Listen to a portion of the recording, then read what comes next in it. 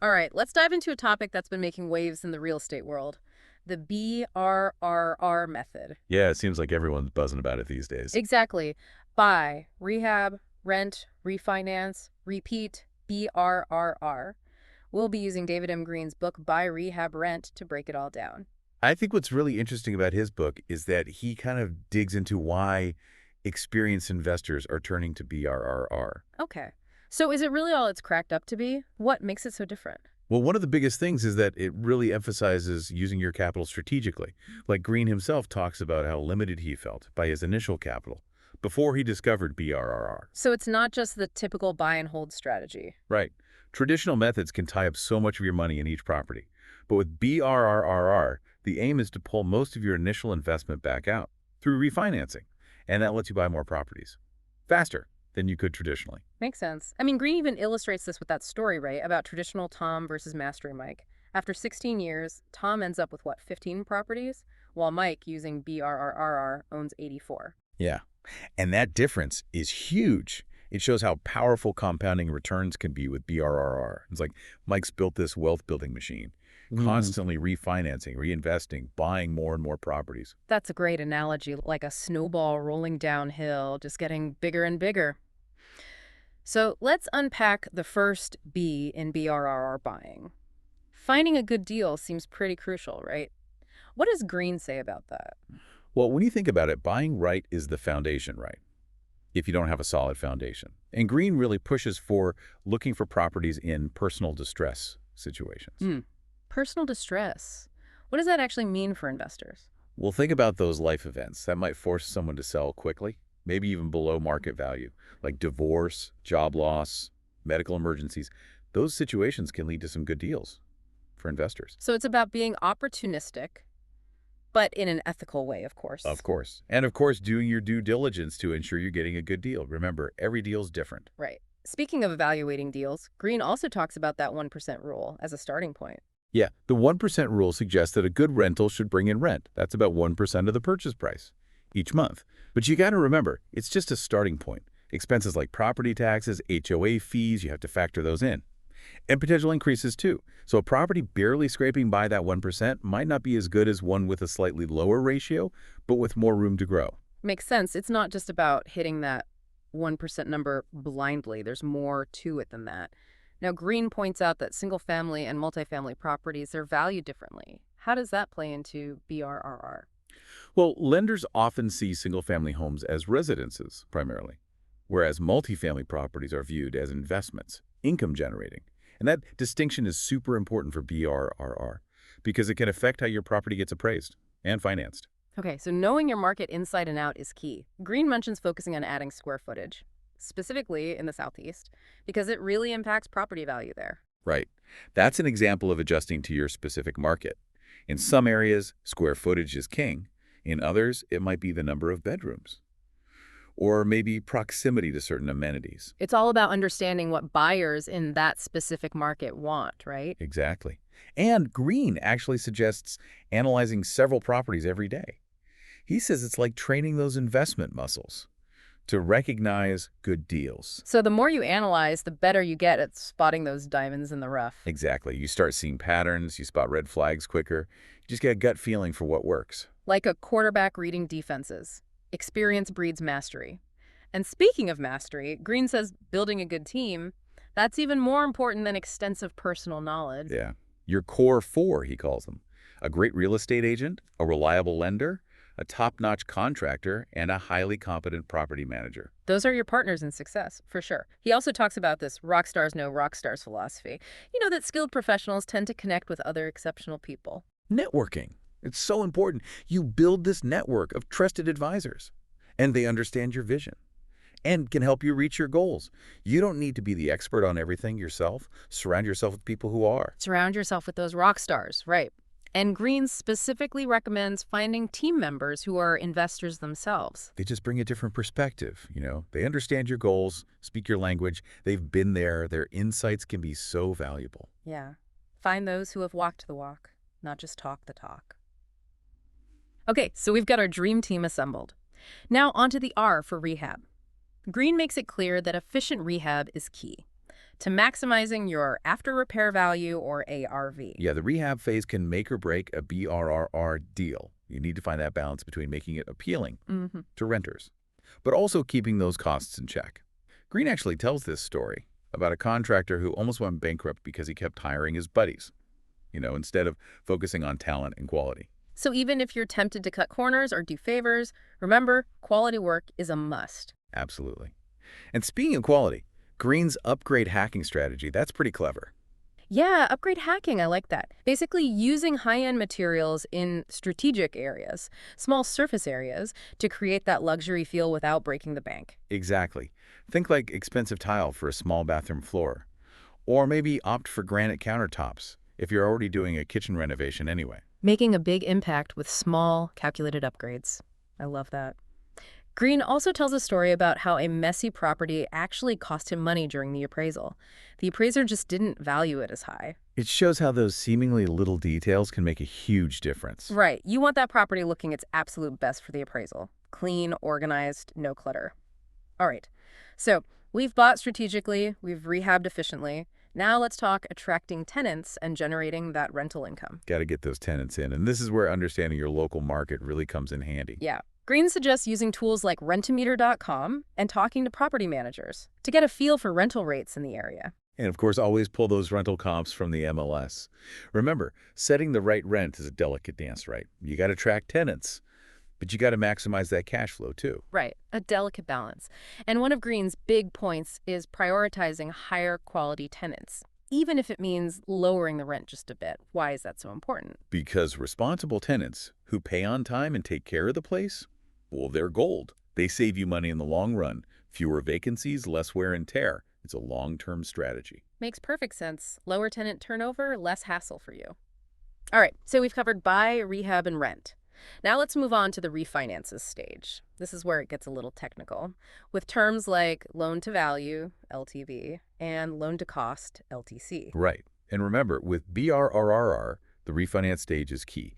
It's how you get your initial investment back, and that frees up capital for the next deal. So LTV is the percentage of the property's value that the lender will finance. And LTC, that's the percentage of the total project cost they'll cover. So the higher your LTV, the more money you can pull back out, right? Right. But what about LTC? How does that factor in? The LTC is important, especially when you think about those rehab costs. Mm. Ideally, you want a lender who can structure a loan that maximizes both, your LTV and your LTC. Okay, so finding the right lender is crucial. Greene actually discusses various financing options in the book, from conventional loans to FHA, VA, hard money, private financing, even house hacking. Yeah, he tells a story about this investor who got a 25% ROI and lived rent-free through house hacking, living in one unit of a multifamily, renting out the others. Talk about offsetting those expenses and boosting cash flow. Exactly. It's a great way to leverage other people's money, or OPM as they say, to really ramp up your real estate portfolio. And Greene's a big advocate for using OPM. He argues that while some people are scared of taking on debt with BRRRR, you're buying a tangible asset, real estate, not just investing in some company or fund. It's calculated risk with the potential for great rewards. Exactly. And with BRR, you're not trying to stay in debt forever, right? You're aiming to refinance, get that initial investment back, and then do it all over again. Rinse and repeat. Mm. So for those investors who might be a little hesitant about putting down a large sum up front, what would you tell them? Well, I'd say that BRRR is designed to minimize that upfront investment. Find good deals, manage that rehab budget tightly, secure good financing. You can significantly reduce how much of your own cash you need to get started. All right, we've laid a lot of groundwork here. We bought, rehabbed, found tenants, refinanced. What comes next? Well, this is where the repeat part of BRRR comes into play. And that's where the magic really happens. But we'll delve into that more in the next part of our deep dive. Sounds good. So be sure to join us for part 2, where we explore how to scale your BRRR strategy, achieve that geometric progression in wealth building, and really turn your real estate investments into a self-funding machine. All right, welcome back to our deep dive into the BRRR method. In part 1, we covered the first 4 steps: buy, rehab, rent, and refinance. Yeah, we laid a lot of groundwork. We did. So now let's talk about that final R, repeat. This is where we scale things up, and those exponential returns start kicking in, right? That's right. Repeat is where the magic happens. Taking those profits from that first BRRR deal, reinvesting them into another property, then another, and another. It's all about building that momentum, right? Creating that snowball effect. It's more like a wealth-building machine. Yeah. That keeps accelerating. Yeah. Every time you complete a BRRR cycle, it's like adding another engine to your portfolio. More cash flow, more equity. I love that analogy. So where do systems and leverage come into play? Because Greene really emphasizes those, especially in this repeat phase. Well, systems are like your blueprints for success. They make sure everything runs smoothly. And leverage, that's about using other people's time, money, expertise to really amplify your results. So creating systems for finding deals, evaluating properties, managing rehab, screening tenants, all those crucial steps. Exactly. Greene even suggests having checklists, spreadsheets, even scripts for each stage of the BRRR process. No more guesswork, fewer errors, and you can delegate tasks so much easier. It's about creating a business that can run on autopilot, in a sense. Right, even if you're not directly involved in every single step. That's the goal. And leverage that comes in when you hire a property manager to handle the day-to-day stuff. Maybe partner with a lender to fund your deals, even hiring an assistant for those administrative tasks. So it's all about working smarter, not harder. Exactly. Greene loves the 80-20 rule, right? 80% of your results coming from 20% of your effort. Figure out those high-impact activities, leverage out the rest, and boom, productivity skyrockets, wealth building accelerates. This all sounds amazing, but I'm curious, what are some of the challenges people face when they try to scale their BRRR strategy? Because I'm sure there are some. Well, one of the biggest is analysis paralysis. Overthinking every little thing, especially when you're dealing with multiple properties, complex transactions. It's easy to get bogged down in the details. So finding that balance between being thorough, but also decisive. Exactly.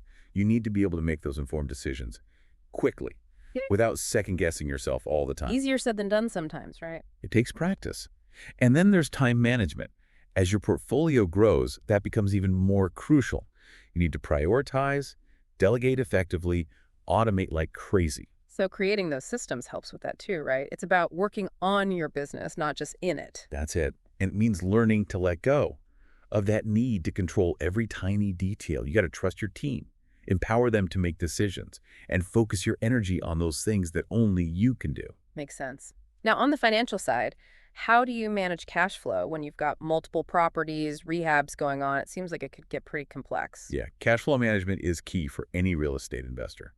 But when you're scaling your portfolio, it becomes even more crucial. You need to have a solid graph of your income, your expenses, and you got to develop strategies to maximize that cash flow. Yeah. And minimize your risk. So things like setting those realistic rental rates, minimizing vacancy periods, negotiating good financing terms. All of that. Yeah. And having a contingency plan for those unexpected expenses. Major repairs, maybe a vacancy that drags on longer than planned. Having a healthy reserve fund can give you that peace of mind, help you weather those financial storms. Speaking of storms, what about market corrections? When property values decline, how do you protect yourself from those? Well, market corrections, they're a natural part of the real estate cycle, and it's normal to feel a bit anxious about them, especially if you're new to investing. But the key to navigating those downturns is to focus on the fundamentals.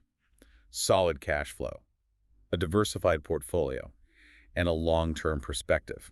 So not panicking when the market takes a dip, remembering that real estate is a long game. Exactly. Corrections are often temporary. With patience and discipline, you can ride those waves and come out even stronger. In fact, they can even present opportunities to buy properties at a discount. So it's about being informed, being prepared, and sometimes even finding those silver linings. That's the spirit. Okay, we've talked systems, leverage, cash flow, even market corrections. What about the mental and emotional side of things? Scaling your BRRRR strategy, that sounds pretty demanding, especially as you're juggling multiple properties, deals, all of that. You're right, it can be demanding, both mentally and emotionally. So it's important to have strategies for managing stress, staying motivated, finding that work-life balance. Any tips for staying sane and grounded while you're building this real estate empire? Of course. First, set realistic goals. Don't try to do too much too soon. Start small. Gradually scale up as you gain experience. And prioritize self-care. Make time for things you enjoy. Exercise, meditation, spending time with people you love, hobbies.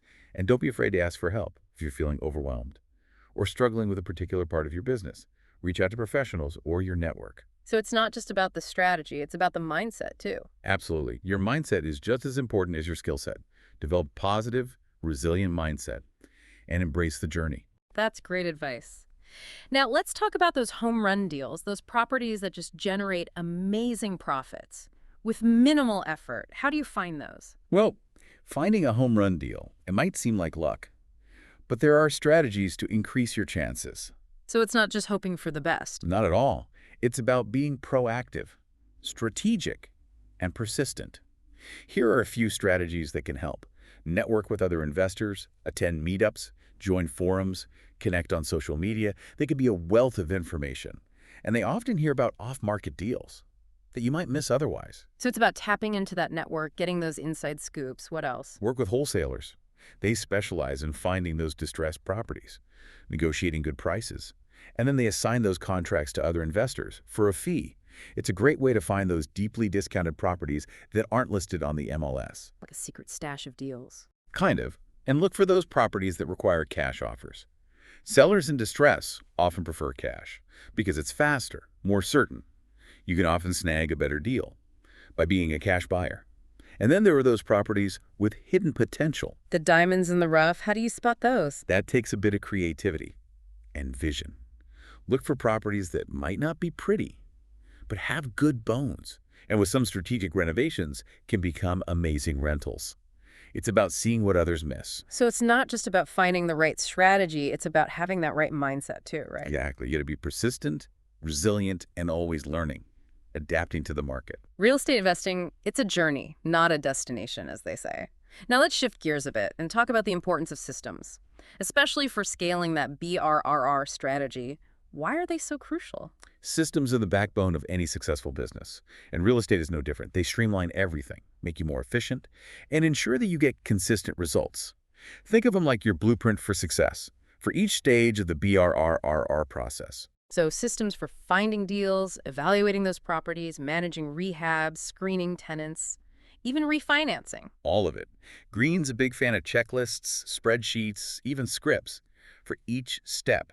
This helps you stay organized, reduces errors, makes delegating so much easier, which is key when you want to build a team and scale up your business. Makes sense. So it's about building that business that can run smoothly, even if you're not doing every little thing yourself. Precisely. Systems bring clarity, reduce those mistakes, and let you focus on the things that really matter, those high-impact activities that move the needle. What are some examples of those systems that BRRRR investors can actually implement? Well, you could have a deal analysis system, Yeah. to evaluate those potential properties, criteria for location, purchase price, rehab budget, ARV, potential rental income. Okay, so a systematic way to analyze each deal. Like Makes that. sense. And a rehab management system, a detailed scope of work, budget breakdown, timeline, and a way to select and manage your contractors.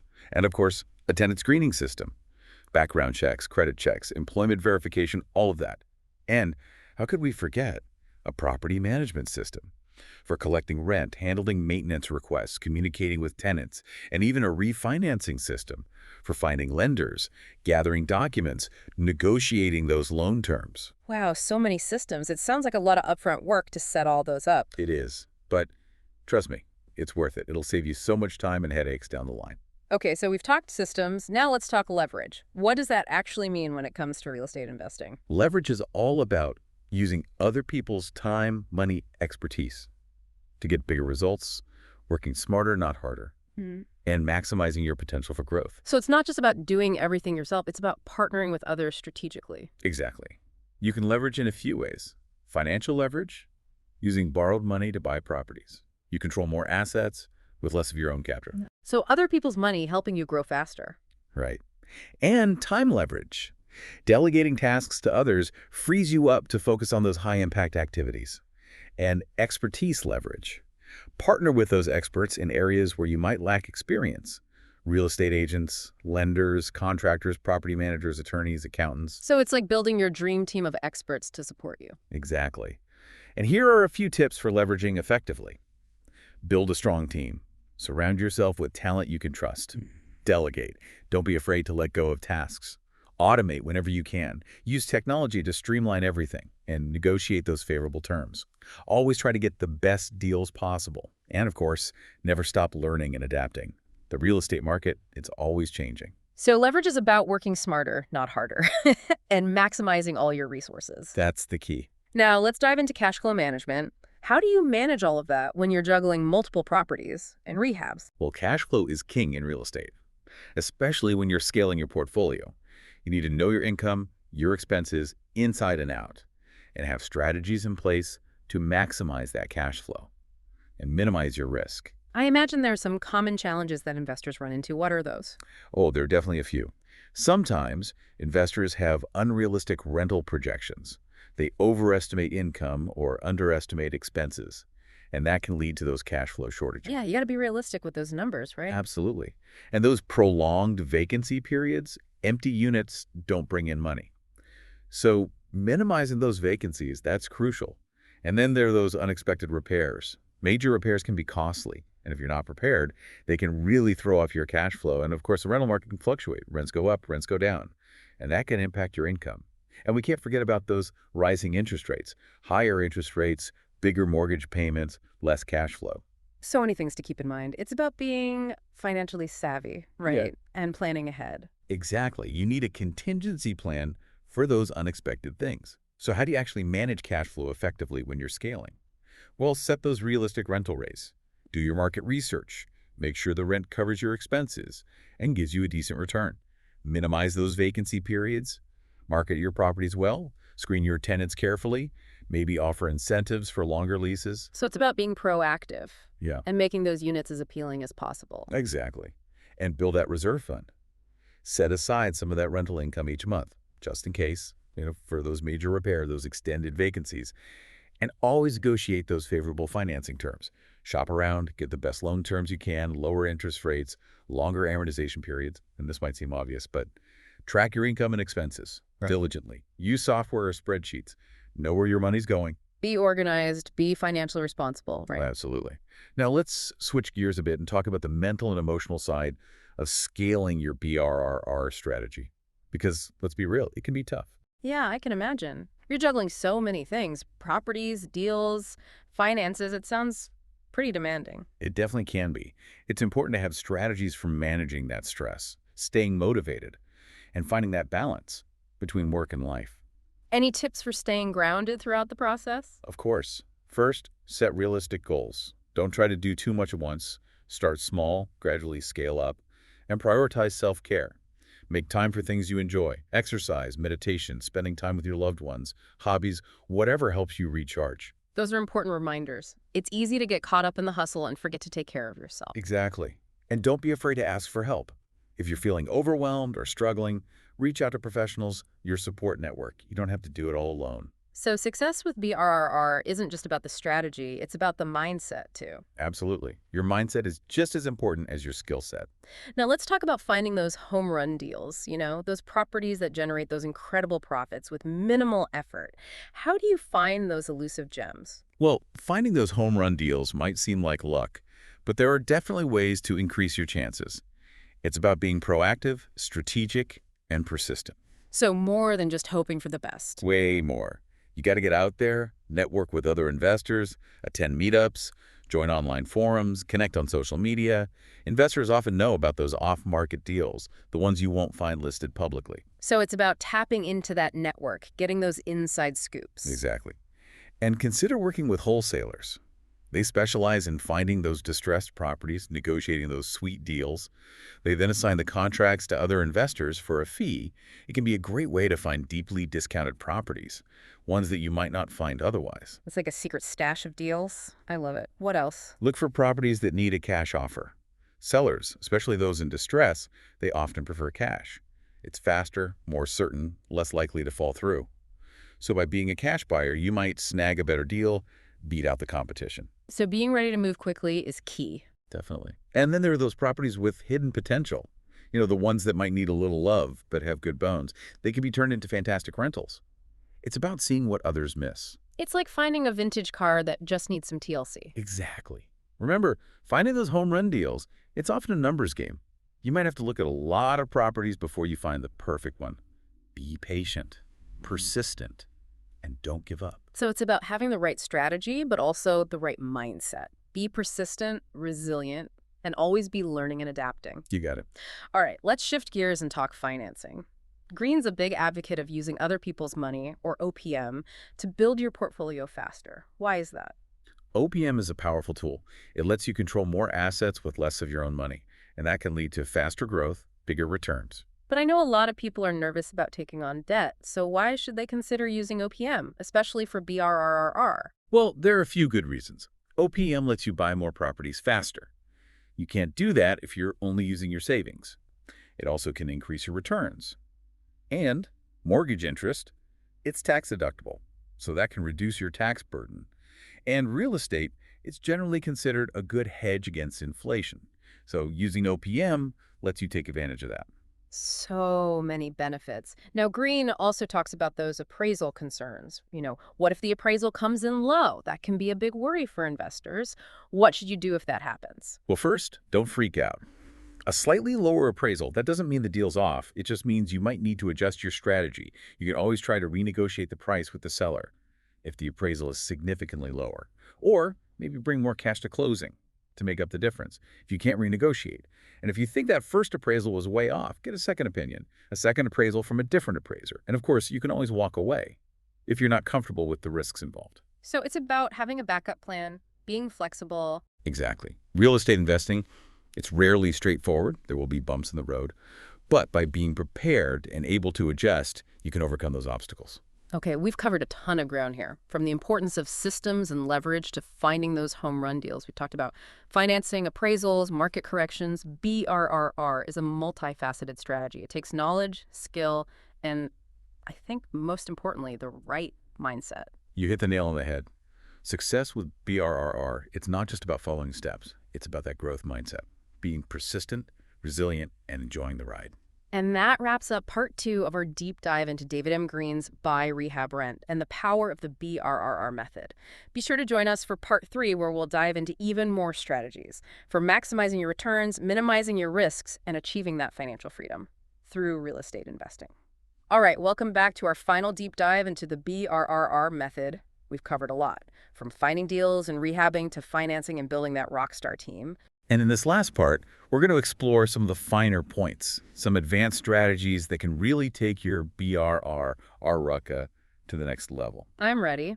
One thing that really stood out to me in Greene's book was the idea of identifying the path of progress. What does that mean exactly? The path of progress is all about recognizing the signs of an area that's about to boom. Seeing those neighborhoods that are on the verge of taking off Right. before they hit the mainstream. So it's like predicting the future of the real estate market. Well, not exactly predicting the future, but there are definitely clues, things that savvy investors look for. One big one is new construction, especially downtown.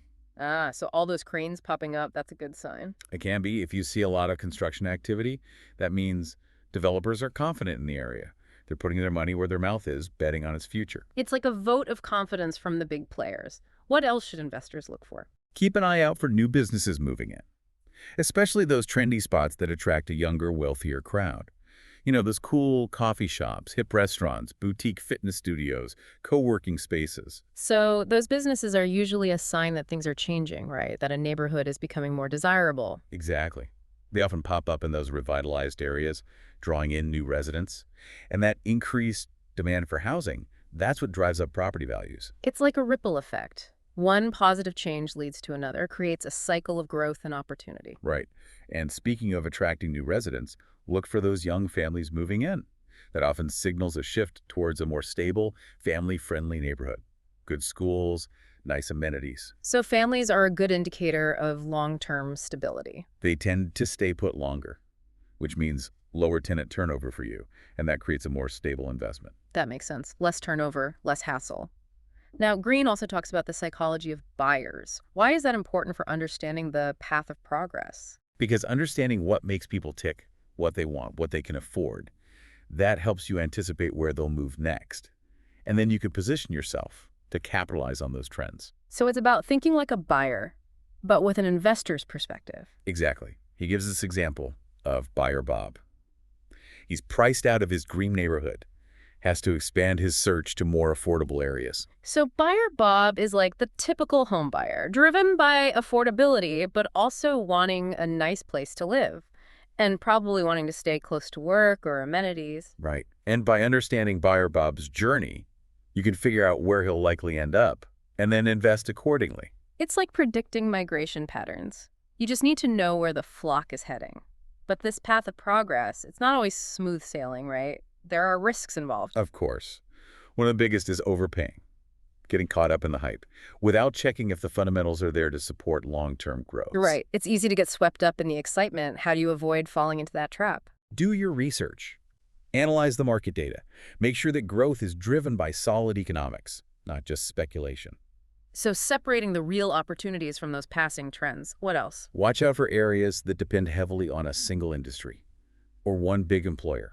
If that company goes belly up or moves, the whole local economy can tank. Diversify. Choose areas with a more balanced, resilient economy. Makes sense. Don't put all your eggs in one basket. What about environmental risks? Do those play a role? Definitely. Flood zones, earthquake faults, wildfire-prone areas, those can seriously impact property values and insurance costs. So factor those into your calculations. So it's about being a smart investor, proactive, informed, anticipate those risks, and then take steps to manage them. Exactly. Now let's dive into another key part of BRRRR, maximizing that rental income, minimizing those vacancies. This is where your investment starts churning out that cash flow. The moneymaker. And it seems like finding and keeping those good tenants, that's a big piece of the puzzle.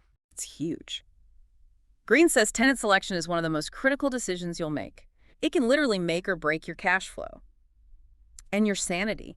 He's a big believer in prioritizing those higher quality tenants, even if it means taking a slightly lower rent. So it's about finding that balance, right, between getting the most rent, but also avoiding the headaches of bad tenants. Exactly. Happy tenants, they're more likely to stay put, pay their rent on time, and take care of your property. It's a win-win. Absolutely. Any practical tips for attracting those ideal tenants? Oh, definitely. First, market your property well. Showcase those amazing features. Use professional photos, videos, and write compelling descriptions that target your ideal renter. So make it shine online. Right. And screen those tenants thoroughly. Background checks, employment verification, credit checks, references, the whole 9 yards. You want to make sure you're choosing reliable, responsible people. So no cutting corners on the screening process. Nope. And offer competitive rental rates. Research the market, set a rent that's attractive to tenants but also covers your expenses. And of course, maintain your property. Keep it clean, safe, and fix those maintenance issues quickly. So it's about being a good landlord, creating a positive experience for your tenants. That's it. Now let's talk about minimizing those vacancy periods. Those empty units can really eat into your profits. Any strategies for keeping those units filled? Well, one strategy is to price your rental just slightly below market value.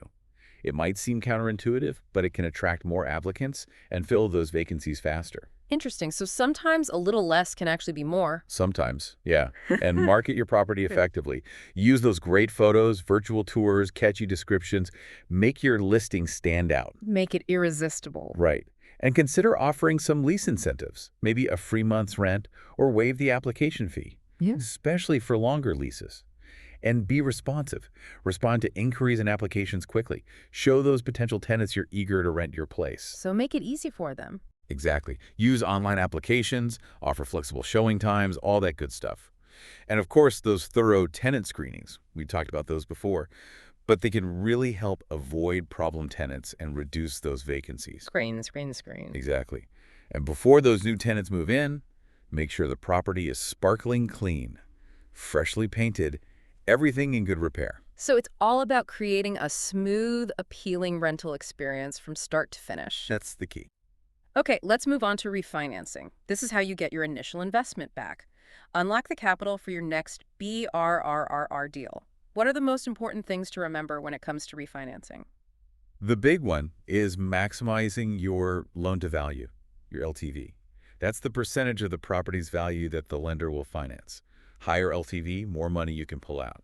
So if the property has gone up in value since you bought it, and you've added value with those renovations, you're in a good spot to get a higher LTV. Exactly. And don't settle for the first loan offer you get. Shop around. Compare interest rates, fees, closing costs from different lenders. Don't be afraid to negotiate. So be a savvy borrower, get the best deal you can. What are some of the different types of loans that BRRRR investors might use? Well, there are conventional loans. The most common type, usually offer pretty competitive rates and terms. And then there are FHA loans. They're insured by the Federal Housing Administration. Easier to qualify for, especially for first-time buyers. And VA loans. Those are for eligible veterans, active duty military, surviving spouses. Great terms, often no down payment required. Wow, so many options. And then you have portfolio loans. Those are loans that the lender keeps instead of selling them off. Gives them more flexibility to set those terms. And then there are hard money loans. Those are usually short-term, higher interest, used for financing projects quickly. So it's all about finding the loan that's the right fit for you, right? Exactly. Now, let's address the elephant in the room, those market corrections. When property values take a dip, it can be pretty scary for investors. What happens to all that equity you've built up? Remember, equity isn't your only safety net. Cash flow and reserves, those are what protect you when the market takes a downturn. So having enough rental income, even if rents drop a bit, and having that financial cushion just in case. You got it.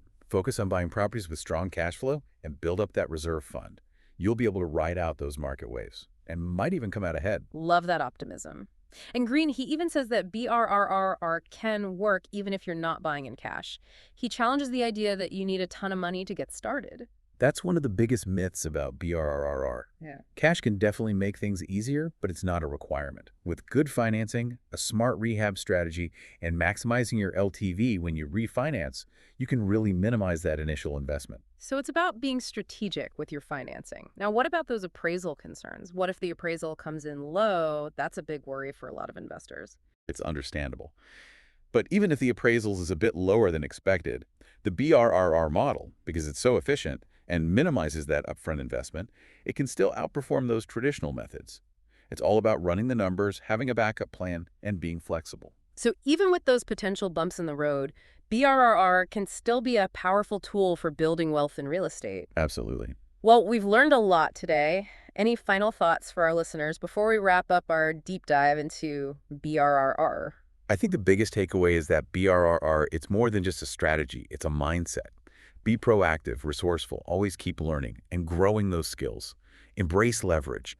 Build that amazing team of experts, and you can achieve those goals. It's about taking control of your financial future, creating a life of freedom and abundance through real estate. That's it. Remember, every journey starts with that first step. Don't be afraid to take it, and then keep going, one BRRR deal at a time. I love that. Great advice to end on. Thanks for joining us on this deep dive into the BRRRR method.